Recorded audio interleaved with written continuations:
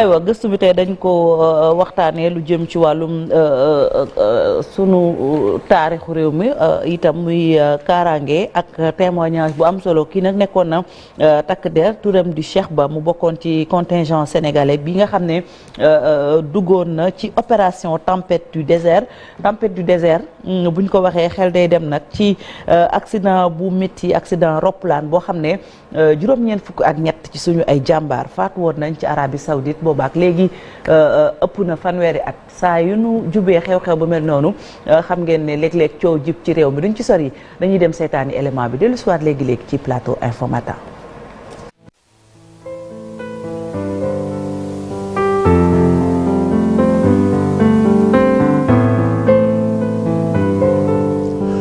maa ngi leen di nuyu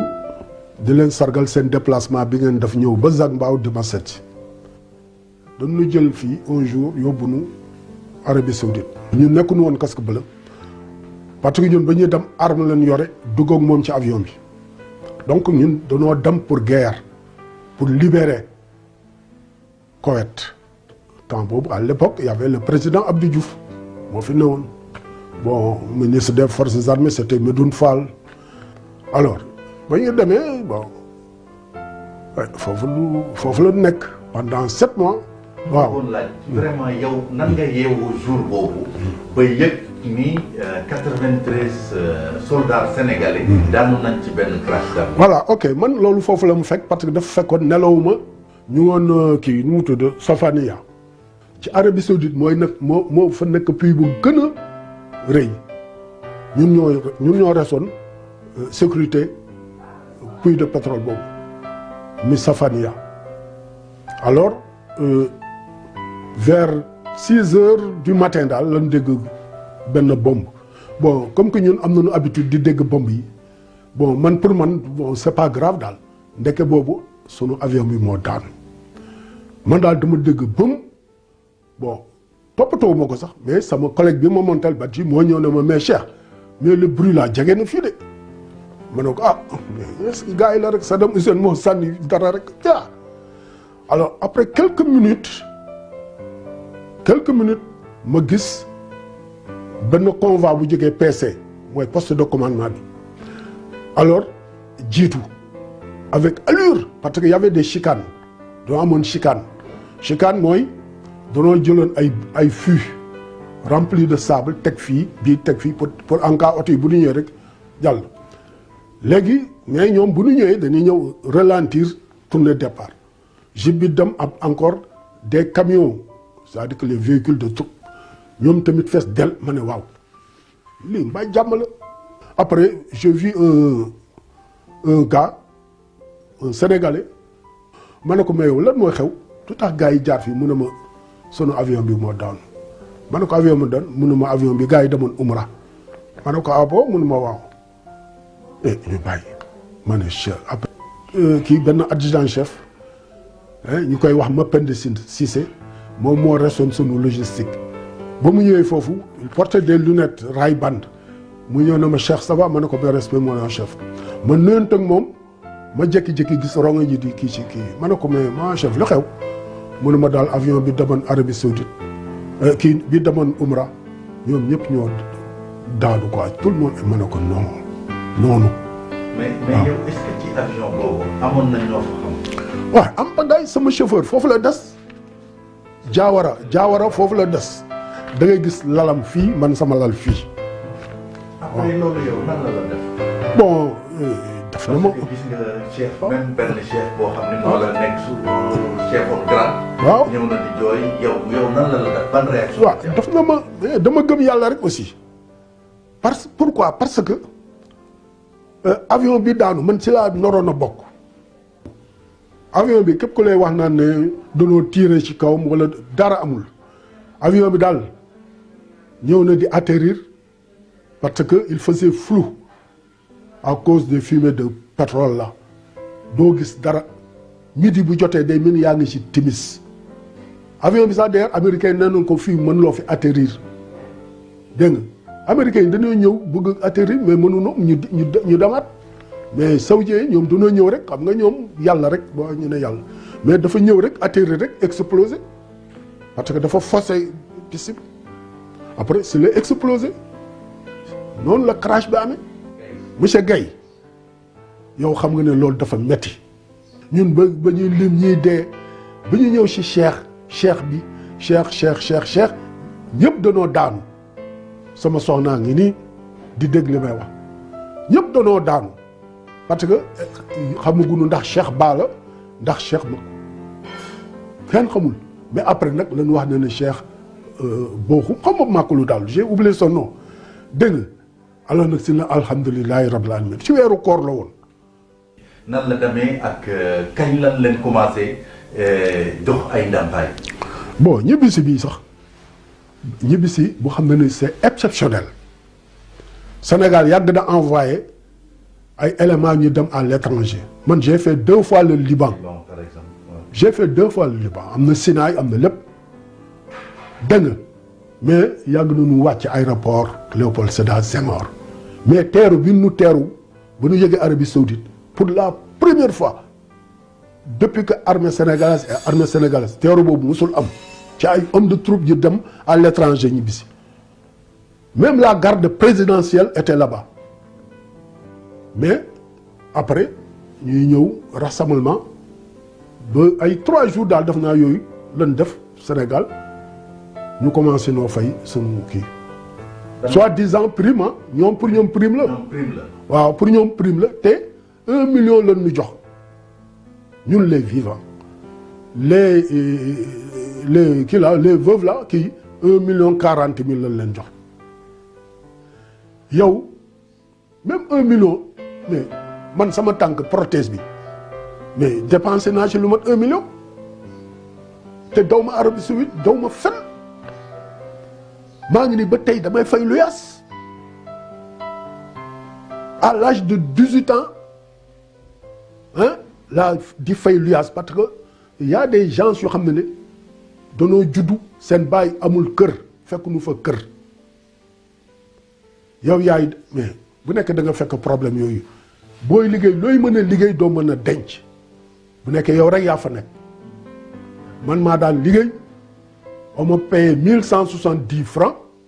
may jël 500 yi di garder dégg nga bu matee ay 3 mois 4 mois muy ay 2000 wala 2000 wala muy 3000 ma envoyé ko par poste par temps yi poste ma amoon ay années 70. kan ngeen di pointer du doigt yéen ñan ngeen di indexé ci li ñu warloo woon ak yéen dafuñu ko comme kan par exemple. c'est l'état du Sénégal parce que Abdou Diouf nekk na fi règle te pourtant moom rek moo ko mënoon a régler moom rek moo ko mënoon a régler ba ne cëpp ñëw mu wan na ne xaalis bi ñëw na te xaalis bi ñëw na moom moo mënoon wax na ne tiens les jàmbaar là il faut ñu fay leen lii waaw bu nekkul bu mu doon dawal social war nga xam ne fii Sénégal dafa metti problème ba mooy problème location dégg nga au moins mu dindi lu xam ne fii mën nañ si jënd kër parce que li nu noroon a fay ñun man ku ci nekk mënoon na jënd këru bu ñuy jaay Dakar 40 millions sax man mën naa ko jënd bu nekk fay noonu ma sama xaalis mais nga ñëw ñu di la jox 1 million 1 million mën la ci am sa néegu ñax hein nga bàyyi fii ay bor nga ñëw ba ñëwee war nga jënd au moins salon nit ñi toog war nga jox sa jabar war nga jox sa yaay war nga jox sa pap say ay am di jàmm mais loolu boo ko defee lan moo lay dese dërëm tubéy boo jënd sax doo ko amati 1 million yi di def sax un jour ça je vous le dis ah. amputation bi nu mu ñëwee. amputation bi góom la woon muy law rek à chaque fois may dem di defi traitement Abass Ndao alors di ko def muy am ci baaraam la woon baaraamu digg bi daal mu am genre kii daal picc boobu moo développé wu nag léegi muy law rek xam nga avec le sucre là moo indi problème bi mais bon depuis lors nag boobu général Babacar Gueye daf ma ci jàppale ba ñu daggat tama tànk bi. yow yàlla musal na la ci problème yi am ci famille yi. xëy na jotu la dal parce que am na ñu bëri seen yaay seen jabar dafa dem bàyyi leen am ñoo xam ne seen famille dafa tas. tout simplement parce que voilà xale yi mënatuñu woon nekk ak seen papa ñu dem ak seen yaay. ainsi de suite. waaw mais yooyu yëpp yow cas yi nga ci am est-ce que yooyu également dafay firndeel rek ni dal leen seetaan. waaw mais mooy li ma wax rek xam nga affaire yi dafa doy waar quoi billahi man bu ma toogee sax di science yenn yi daf may xaw a kii quoi billahi da ngay gis ñu xam ne dañuy dem rek parce que sutura la ñuy doxee mais affaire famille surtout les veuves là dafa ma def problème parce que un jour gis naa ko à la télé benn femme joola boo gisee fi mu dëkk rek da nga naan non c'est pas possible. voilà trajectoire bi yombul mais daal voilà. métti na c'est une vie remplie. billahi métti na ba pare nga amaat naqar yi naqar bi mooy nga war a jot sa xaalis jotuloo ko te peut-être xaalis boobu ndeysaan am na ñu ko jël jënd ci ay këri kër xaalis boobu da ngay gis oto bu la romb bu rafet mu wane ne ndeysaan sunu xaalis bi la man loolu moo ma gën a naqari moo tax ma ne daal je laisse l'armée moo tax ma génn armée mais il m'a resté des années et des années. waaw dama suur loolu moo tax waaw.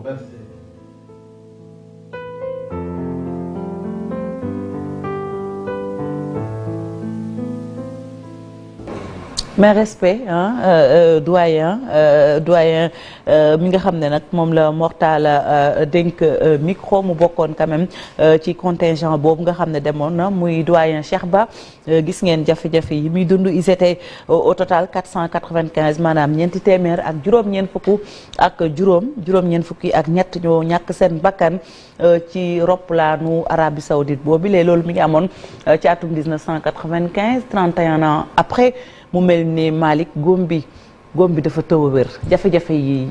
yi bëri na c'est dur. La plaie est encore béante mu mel ni que injustice bu doy waar la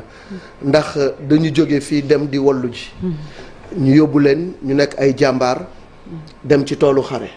biñ demee ci toolu xare wone fa seen njàmbarte ku ne xam na armée sénégalaise seen professionnalisme ak seen njàmbarte sur le champ de bataille ñu dem ba Arabie Saoudite gis ni ay jàmbaar lañu jàppale nañ leen ci moment bu difficile ñu may leen en tant que jullit ñu war a dem aji ji Màkka muy umra bi 93 ñàkk ci seen bakkan juróom-ñett am ci ay gaañu mais le drame mooy lan moo di ni ci ndàmpaay ci li ñu wax 91 milliards moom la Arabie Saoudite jagleel ñi nga xam ne ñooy état wu Sénégal pour ñu dàmp ci ñi ñàkk seen bakkan ay doom lañu ay boroom kër lañu ay rakk lañu yu demoon mais 1 million de francs CFA ci ñi nga xam ne ñu ngi dund 1 million 400 ci ñi nga xam ne ñàkk nañu seen bakkan moom lañ leen dàmpe sur 91 milliards quelle injustice mi ngi koy wax léegi nee na nit dina la romb tabax kër gu rafet wala yor oto bu rafet yow alal ji nga demoon xare ji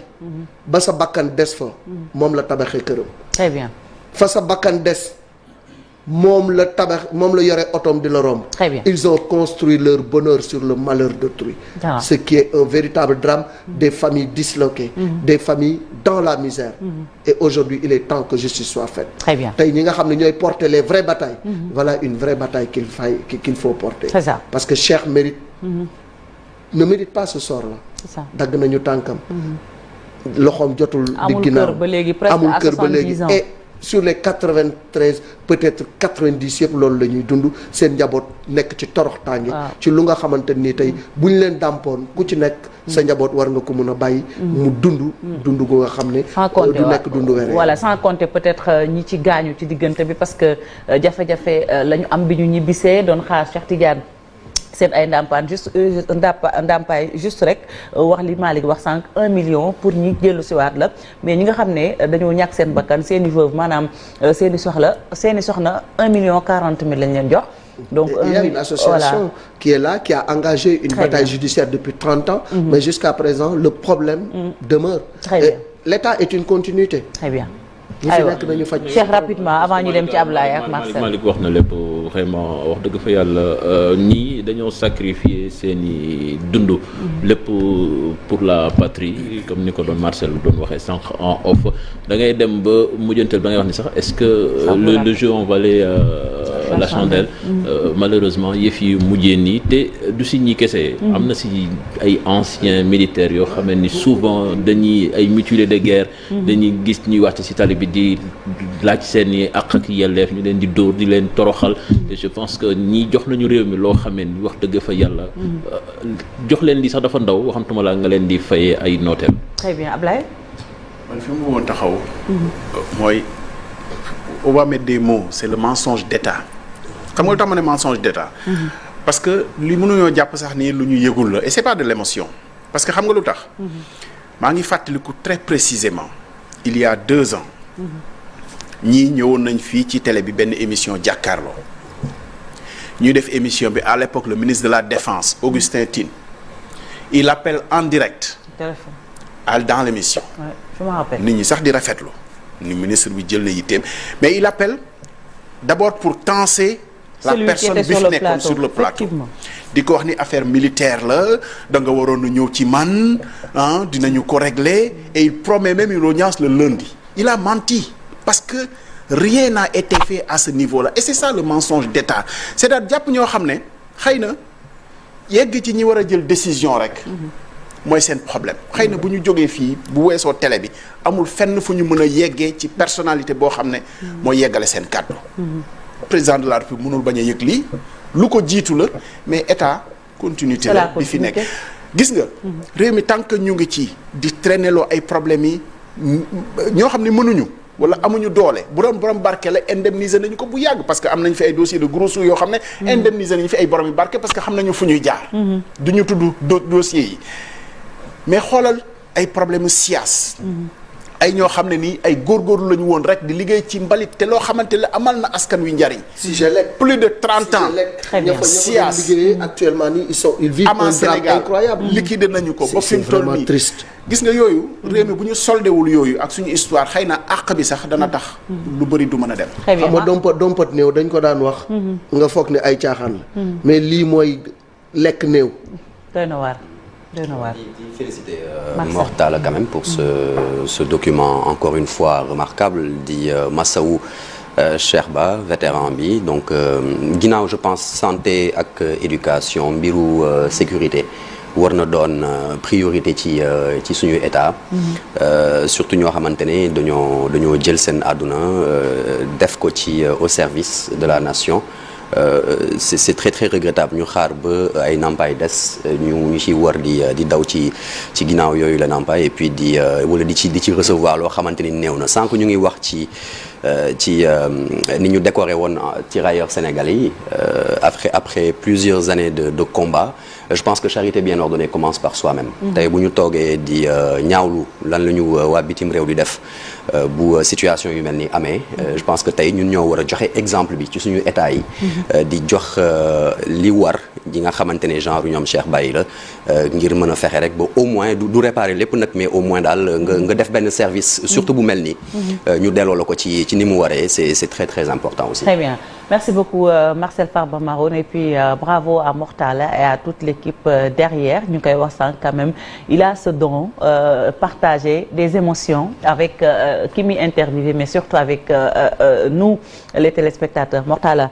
merci pour ce document quand même excellent ñu dem léegi ci suñu invité.